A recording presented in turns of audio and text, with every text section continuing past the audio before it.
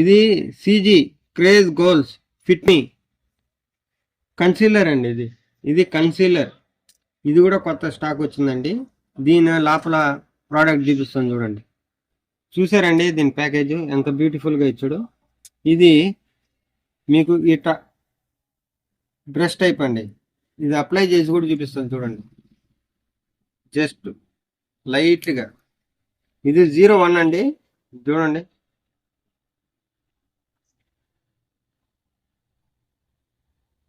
Skin టోన్కి కరెక్ట్గా set అవుతుందండి.